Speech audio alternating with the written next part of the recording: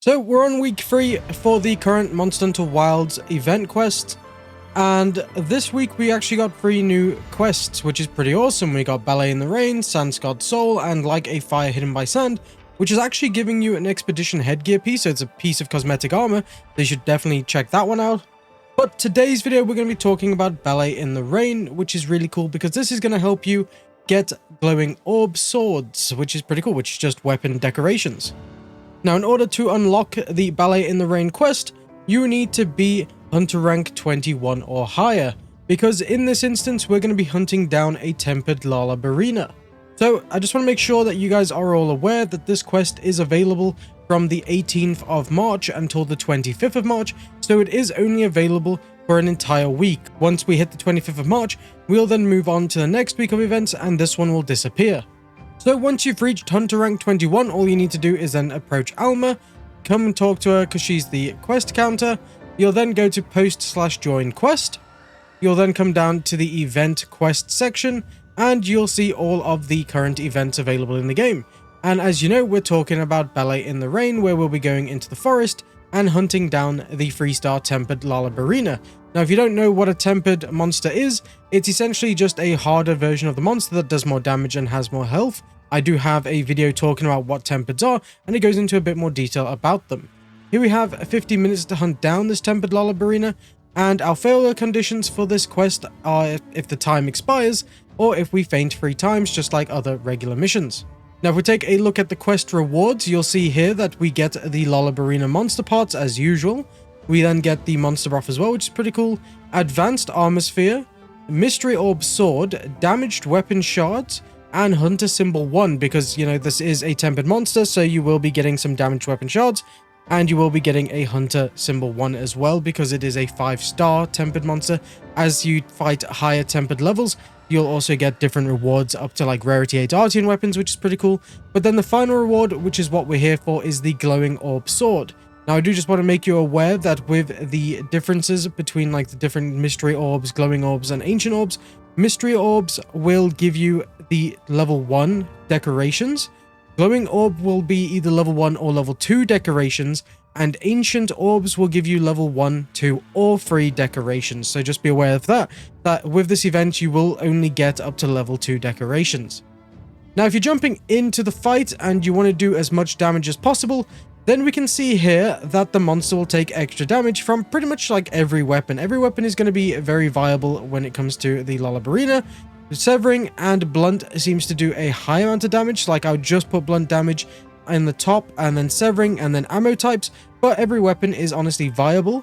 I would not recommend bringing any water or dragon elements to this fight because it seems like the Lalabarina is very resistant to that. Thunder and ice seems like an okay viable option, but if you want to do the most damage, you want to make sure you're bringing a fire weapon to the hunt. Now, if you do use status effects, then you're going to be looking at using Blast, Sleep, or Poison.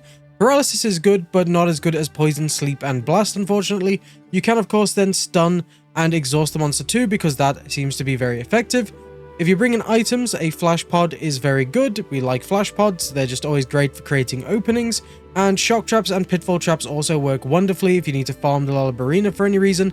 Then, of course, you can bring some tranquilizer bombs to put the Lalabarina to sleep if you do get it in a shock trap or pitfall trap. Otherwise, you'll just be using it to create some damage openings, which is very efficient when fighting tempered monsters because of the fact that they have so much health. Now, I do want to make you aware that when you're in the fight as well, you will get paralyzed if you get hit by the floating petals that the Lalabarina drops. So you do want to do your best to avoid these if possible. If you don't, you're going to get paralyzed and you're just going to have to heal up afterwards if you get attacked. But a good way of avoiding these is just to stay mobile and making sure to move into clear spaces if the monster actually starts to deploy these like flowers all over the place. Other than that though, the monster is pretty simple. It's a very easy fight. It's just a very mobile, so you do need to be aware that the Lalabarina will be jumping around quite a lot. Using traps, flash bombs is going to be the best way to deal with it. Obviously, you can also play in multiplayer, so you have access to more flash pods and traps, which is just going to help you, especially since it's going to be 4 times the damage, because you'll be with other players as well. Now, of course, if you are playing by yourself, though, one of the best tips I can give you is to make sure your Palico is geared up. You can take some status effects to help you, or you can take a fire weapon as well, which is going to be just as helpful. As you can see right now, I've got the Arcveld sword, so my element is dragon. We already know that the Lollabarina has a resistance to that, so for me it's going to be best to quickly craft and then swap to a fire weapon, just to make sure my Palico is dealing enough damage in the fight as well and being very helpful unless I play multiplayer. Now, another thing with the Palico as well is that if you're going through high rank, you'll be able to upgrade your Palico's abilities and even unlock new ones. There's a really fantastic ability that you'll unlock where you'll actually be able to get a revive from your Palico if you get killed by the monster, and instead of carting back to the base, you'll just respawn on the spot with half HP, which is just incredible. We love the Palicos are great. Obviously, of course, if you're playing in multiplayer and using an SOS flare, that is perfectly fine as well. That is going to be a really good way of dealing with the monsters. Like I say, you're going to be doing 4 times the damage. People love to use the life powder item, so you'll be able to survive a bit more as well. Make sure you're taking life powder in to help your other teammates. If you're actually playing multiplayer as well, it's just super helpful.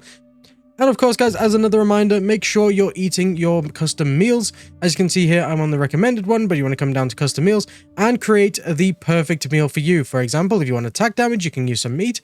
And if you want any of these other skills, for example, the Deli Shroom, which will then greatly reduce stamina because I'm a bow user, that's also perfect. And we have so many different other types of finishing touches. You want to make sure you're creating the perfect meal, especially if you are going to be hunting down and farming this monster for the decorations. You want to make sure you're getting that health and stamina and any other buffs that you're actually going to require to make the most of your build and time while you're hunting down this Lollabarina. So as you can see here, I just did the quest very quickly. Took me less than 5 minutes in multiplayer, which is pretty cool.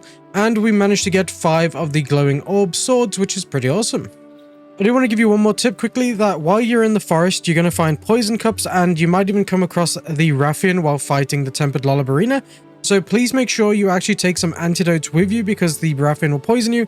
If you stand in the poison cup, like juice or whatever you want to call it, that will also poison you as well. So you want to make sure you got some sort of antidote.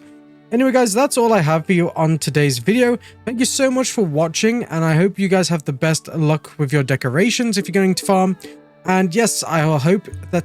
And if you did find this video helpful, please click the like button and subscribe for more Monster Hunter Wilds videos in the future. Anyway, guys, I will see you in the next one. Thank you so much for watching. And again, I'll see you later.